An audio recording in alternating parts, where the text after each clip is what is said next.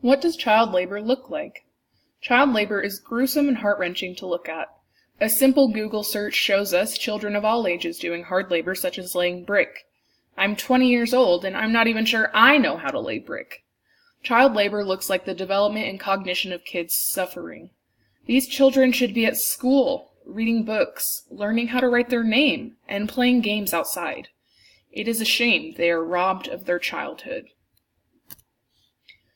So, what causes child labor? Well, parents are very illiterate. Illiteracy is a huge problem in Pakistan. Their education systems are underdeveloped and unregulated. Illiterate people cannot get high-paying jobs, and they are forced to scrape by with low-paying, low-educationally demanding jobs. This forces them to send their children to work in order to fully support their large families. Lack of education coupled with poverty are two of Pakistan's outstanding problems.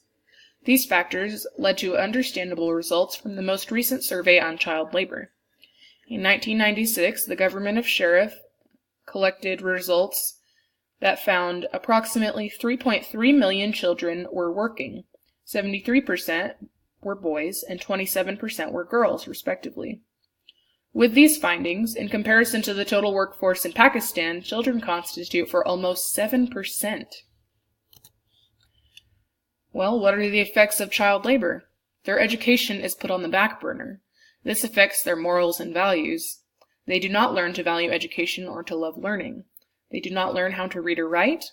They become a second generation of illiterate parents. Long term, this could create a vicious cycle of child labor. If they are illiterate, won't they too send their children to the sweatshops or the brick kilns to help provide for the family? Their mental well-being is also impaired. The beginning years of childhood are imperative to development. Children reach milestones with language, understanding social cues, and understanding perspectives of others. This is also a time when their self-esteem and self-image is cultivated.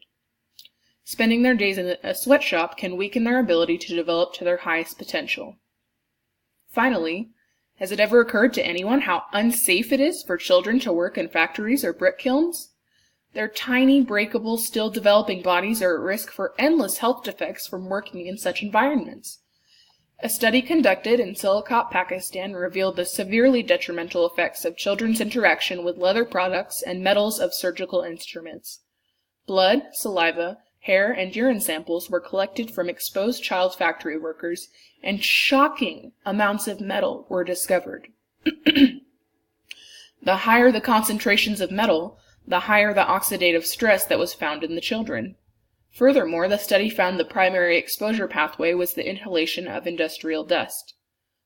Carcinogenic and non-carcinogenic risks were also noted in the study of child labor.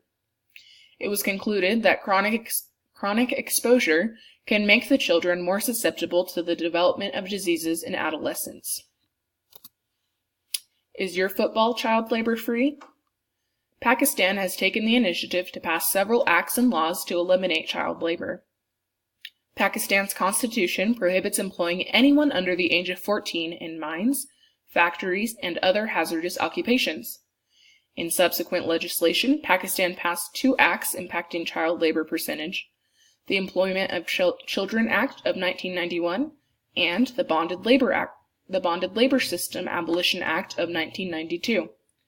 Pakistan has also ratified 5 of the 7 basic human rights international labor conventions and several other conventions that affect young workers. Despite all of these international and national laws, there are still millions abused by child labor. This tragedy is due to both the nature of the child labor in Pakistan and poor enforcement.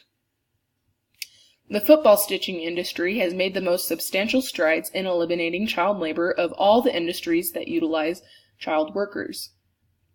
The international outrage at the conditions and the threat of a boycott of Pakistani footballs in the World Cup convinced the Sialkot region to take significant steps to eradicate child labor in the industry by signing a Memorandum of Understanding with the ILO and the United States Children's Education Fund, or UNICEF, and Save the Children UK in Atlanta in 1997.